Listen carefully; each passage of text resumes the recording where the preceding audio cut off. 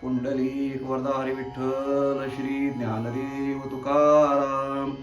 नमस्कार मंडळी, अमृतबिंदू या आध्यात्मिक मराठी यूट्यूब चॅनलवर पुन्हा एकदा आपले सर्वांचे स्वागत. मंडळी, आजच्या चिंतनाचा श्लोक असा आहे: मना राम कल्पतरू कामधेनु निधी सार चिंतामणी कायवानु तयाची नियोगी घडे सर्व सत्ता तया साम्यता कायसी कोण आता. श्रीराम. मंडळी, समर्थ श्रीरामाविषयी विचार करत असताना अंतःकरणामध्ये एकदम महाराजांच्या अतिशय प्रेमभाव भक्तिभाव एकदम उचंबळून आलेला आहे. आणि आपल्या मनाला समर्थ सांगतात की हे मना, ज्या रामाचं तुला मी भजन करायला सांगतो, ज्या रामाचं चिंतन करायला मी तुला सांगतो, तो राम कसा आहे माहिती आहे का तुला?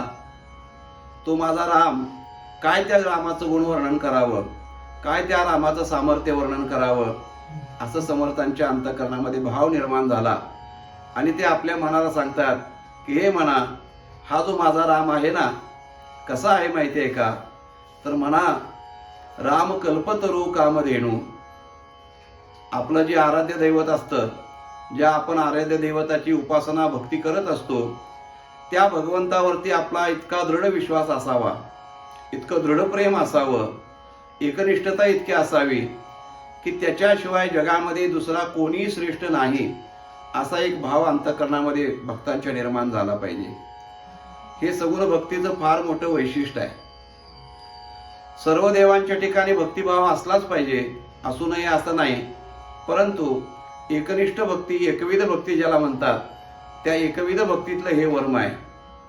जसं एखादं लहान मूल असतं आणि त्या लहान मुलाच्या अंतःकरणामध्ये आपली आई म्हणजे सर्वस्व आहे, ह्या जगातली सर्वश्रेष्ठ व्यक्ती म्हणजे आपली आई आहे, असं त्या मुलाचा मनामध्ये भाव असतो. आणि कोणत्याही प्रसंगी आपली आईच आपलं संरक्षण करेल असा भावडा भाव त्या मुलाच्या अंतःकरणामध्ये जसा असतो. परंतु त्या मुलाच्या दृष्टिकोनातून असणारा तो भाव हा त्याच्यापुरता आहे आणि अज्ञानातला आहे. परंतु भक्ताच्या मनामध्ये ज्यावेळेला असा भाव निर्माण होतो, तो परमात्म्याविषयी असतो आणि तो योग्य आणि सार्थ अशा प्रकारचा असतो. म्हणून भक्ती करत असणाऱ्या भगवत भक्ताचं हे लक्षण आहे की माझा जो देव आहे तो किती गुणसंपन्न आहे, तो कसा कसा आहे, त्याचं वर्णन करावं तेवढं कमी वाटतं त्याला. म्हणून समर्थ या ठिकाणी सांगतात की हे म्हणा, हा जो राम आहे ना, हा कसा आहे? तर हा कल्पतरू प्रमाण आहे, हा कामधेनु प्रमाण आहे. कल्पतरू म्हणजे काय?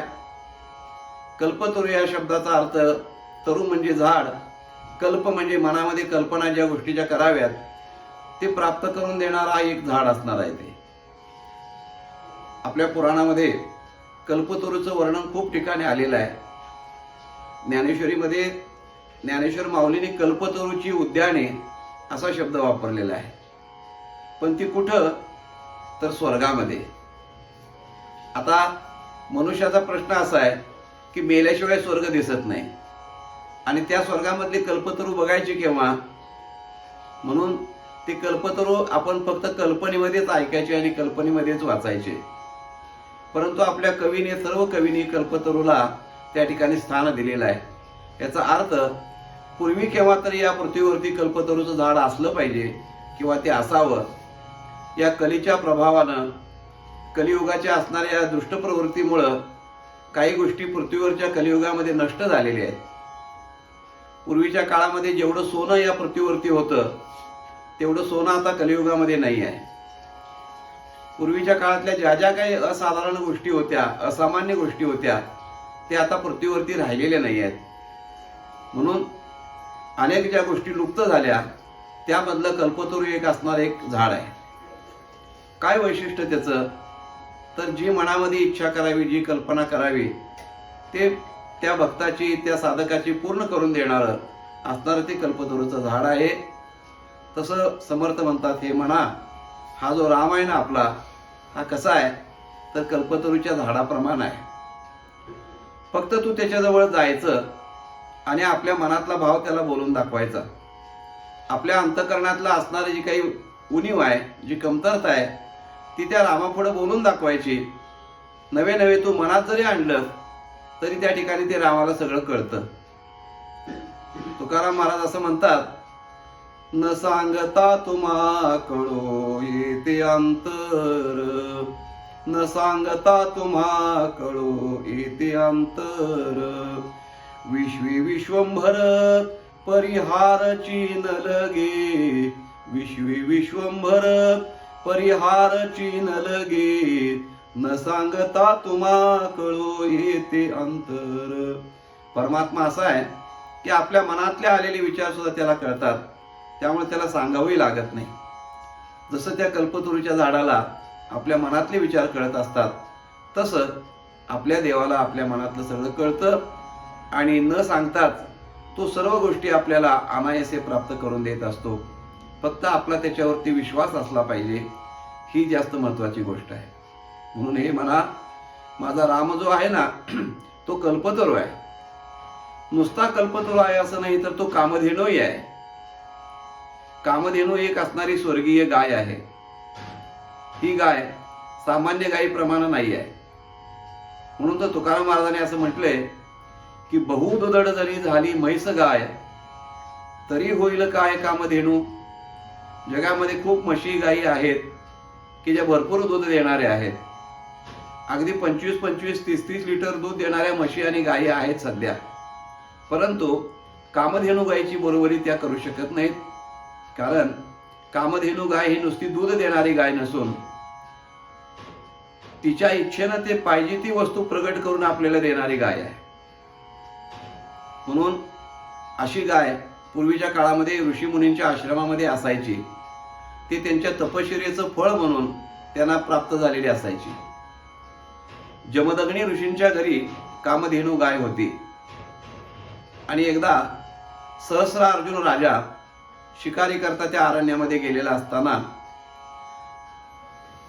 दुपारची वेळ झाली, अन्न मिळालं नाही, पाणी मिळालं नाही, तहानेनं भुकीनं व्याकुळ झाला. इथे कुठाचा ऋषींचा आश्रम दिसतो का म्हणून पाहत पाहत ज्यावेळेला गेला, त्यावेळेला जमदग्नी ऋषींचा आश्रम दिसला. आश्रमामध्ये आला आणि ऋषींना सांगितलं, मला खूप तहान लागलेली आहे, थोडं पाणी द्या. ऋषी आपले सरळ अंतकरणाचे होते, सज्जन होते. ते म्हणले, दुपारची वेळ झालेली आहे, राजा आलेला आहे, नुसतं पाणी कसं द्यायचं. त्यांनी सांगितलं, राजा थोडं आश्रमामध्ये या, बसा, मी तुम्हाला जेवायला देतो, पोटभर जेवण करा, पाणी प्या, विश्रांती घेऊन मग जा. राजाने विचार केला, हे तर कंदमुळं खाऊन जगणारे ऋषीमुनी आहेत आणि हे आम्हाला जेवायला काय देणार. तरी पण राजा म्हटला, तुम्ही मला कसं काय जेवण देऊ शकता, तुम्ही चिंता करू नका, म्हणे तुम्ही बसा. राजाने सांगितलं की महाराज, मी एकटा नाही, माझ्याबरोबर अपार सैनिक आलेले आहेत, सगळेच उपाशी आहेत, जा म्हणे सगळ्यांना बोलवून आणा. राजा आश्चर्यचकित झाला की इतक्या सगळ्यांची व्यवस्था कसा करणार. आश्रमात बघितलं तर ना अन्न ना धान्य, काही सामुग्री नाही, शिदा नाही. पण म्हणले बघू काय करतात. सगळ्या सैन्याला बोलवून आणलं आणि राजाने सांगितलं, करा जेवणाची व्यवस्था. काय नाही म्हणे, तुम्ही हातपाय तोंड धुवून या, आंघोळ करून या नदीला, तोपर्यंत जेवण तयार करतो. सगळे नदीला जाऊन आंघोळ हातपाय करून धुवून आले. तोपर्यंत त्या कामधेनूच्या साह्यानं या ऋषींनी उत्तम असा मंडप घातला. त्या मंडपामध्ये सगळ्यांना चांदीचे असणारे ताटामध्ये चंदनाच्या लाकडाची पाट, चांदीच्या ताट वाट्या, पंचपक्वानाचं सुग्रास जेवण, जे राजमहालामध्ये मिळणार नाही, इतकं सुंदर सगळं वैभव निर्माण केलं. राजा थकीत झाला, म्हणे हे सगळं कसं निर्माण केलं यांनी. ते जेवायचं राहिलं बाजूलाच, पण कुतूहल जागृत झालं. त्याने विचारलं ऋषींना की हे सगळं तुम्ही कसं एका 10 मिनिटामध्ये केलं. तेव्हा ऋषीने सांगितलं की बाबा रे, आमच्याकडे कामधेनू नावाची गाय आहे, त्या गायीसमोर आपण मनात इच्छा व्यक्त केली की ती सगळं आपल्याला देते. हो का म्हणे, मला दाखवा. आणि ती कामधेनू दाखवल्यानंतर राजाच्या मनामध्ये पापवासना निर्माण झाली की ही कामधेनू आपण आता इथून पळवून न्यावी, पण आधी देतो का विचारावं. म्हणून त्या ऋषीला विचारलं, मला ही कामधेनू द्या, तुमच्या आश्रमामध्ये याचा उपयोग नाही, राजवाड्यामध्ये शोभून दिसणारी आहे, की मला राजवाड्यामध्ये ठेवण्याकरता द्या. ऋषीने सांगितलं, राजा, ही कामधेनू ऋषींच्या आश्रमामध्ये शोभून दिसते, राजवाड्यामध्ये नाही, आणि हे आमच्या तपश्चर्येचं फळ आहे, आम्ही देऊ शकत नाही. बऱ्या बोलानं द्या, नाहीतर तुमच्याकडून जबरदस्तीनं घेऊन जाईन. असं म्हणून त्या कामधेनूच्या दाव सोडण्याकरता त्यांनी हात घातला त्या गळ्याला कामधेनूच्या. तोपर्यंत ऋषीने विचार केला की आपलं बळ आता इथं चालणार नाही, सत्तेपुढे शहाणपणा चालत नाही आणि बळही चालत नाही.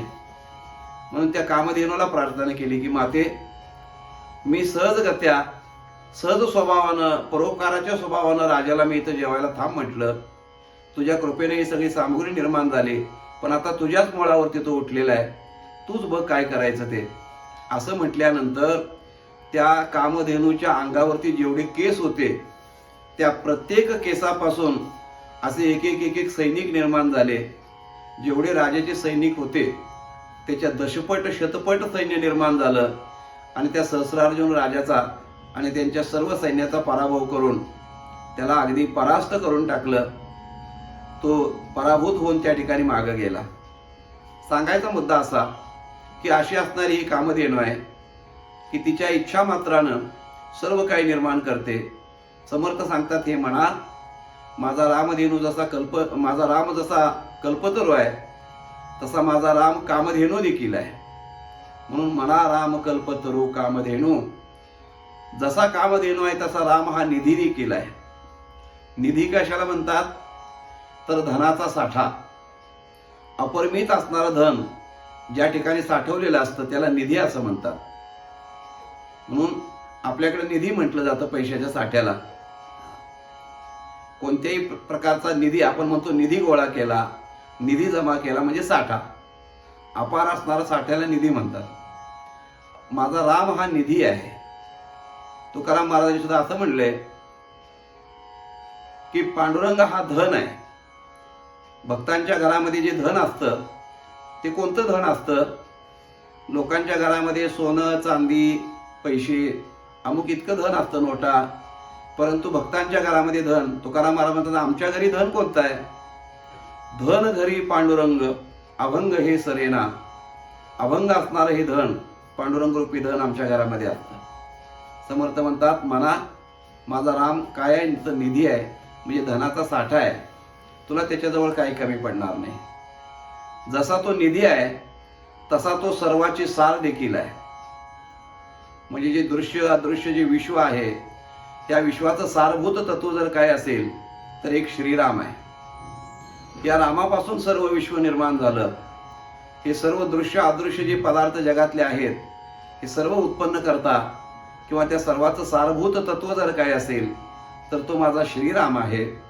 म्हणून म्हणा, हा राम निधी आहे, सार आहे आणि तो चिंतामणी देखील आहे. चिंतामणीचं हेच तत्व आहे. ज्या गोष्टीची चिंता आपल्याला असते ते सर्व चिंता हरण करण्याचं काम तो चिंतामणी करतो. कोणतीही चिंता असू दे आपल्याला, त्या चिंतामणी समोर ती चिंता व्यक्त केली की त्या चिंतेचं हरण करणारा, चिंता नष्ट करणारा असं ते असणार एक रत्न, म्हणून त्याला चिंतामणी म्हणतात. तर माझा राम चिंतामणी देखील आहे.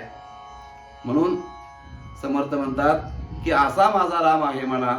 त्या रामाबद्दल तुला काय आणि किती सांगावं, जितकं सांगावं तेवढं अपुरं आणि कमीच आहे. म्हणून तया चेनी योगे घडे सर्व सत्ता. हे म्हणा, या जगामध्ये सर्व सत्ताधीश जो आहे तो परमात्मा श्रीराम आहे. त्याच्या योगानंच हे सर्व निर्माण झालं आणि या सर्वाचा सत्ताधीश अधिकार असणारा तो परमात्मा एकमेव श्रीराम आहे. तया चेनी योगे घडे सर्व सत्ता, तया साम्यता कायसी कोण आता. विचार कर म्हणा, त्याच्या बरोबरीचा दुसरा कोण आहे का जगामध्ये? म्हणून परमात्म्याला एकमेव अद्वितीय असं शास्त्रानं म्हटलेलं आहे. एकम एव अद्वितीय म्हणजे तो एकच आहे. एव या शब्दाचा अर्थ चकारात्मक, त्याच्याशिवाय दुसरा कोणी नाही. एकम एव अद्वितीय. अद्वितीय म्हणजे त्याच्यासारखा दुसरा कोणी नाही असा असणारा तो एकमेव परमात्मा आहे. तो एकच आहे आणि तो म्हणजे श्रीराम आहे. म्हणून तया साम्यता कायसी कोण आता. हे म्हणा, असा सर्वगुण संपन्न असणारा, भक्तजन कृपाळू असणारा, भक्तवत्सल असणारा जो श्रीराम आहे, त्या श्रीरामाचं तू चिंतन कर, त्या श्रीरामाचं ध्यान कर. तुला कोणत्याही गोष्टीची कमतरता किंवा उणीव जाणवणार नाही. राजयाची कांता काय भीक मागे, असं ज्ञानेश्वर महाराज म्हणतात. राजाची पत्नी राणी झाल्यानंतर तिला काही भीक मागायची गरज पडते का? तसं तू जर रामाचा दास झालास तर तुला जगामध्ये कोणापुढेही हात पसरावा लागणार नाही, कोणापुढेही दीनवाणेपणानं त्या ठिकाणी उभं राहावं लागणार नाही. फक्त त्याकरता तू रामाचा दास झाला पाहिजेस, रामाला आपलंसं करून घेतलं पाहिजेस. अशा प्रकारचा भाव समर्थाने या श्लोकामधून व्यक्त केलेला आहे. असं असणार हे चिंतन. मंडळी, आपल्याला हे चिंतन कसं वाटलं ते जरूर कळवा. आपण चॅनलवरती नवीन आले असाल, पहिल्यांदा ऐकत असाल तर आपलं हे चॅनल सबस्क्राईब करा आणि इतरांच्यापर्यंत याची माहिती जरूर पोचवा. भेटूया मंडळी पुढील भागामध्ये. मंडळी, उद्यापासून पुढचे 7 दिवस आपण श्री समर्थ रामदास स्वामींच्या चरित्राचा काही भाग बघणार आहोत.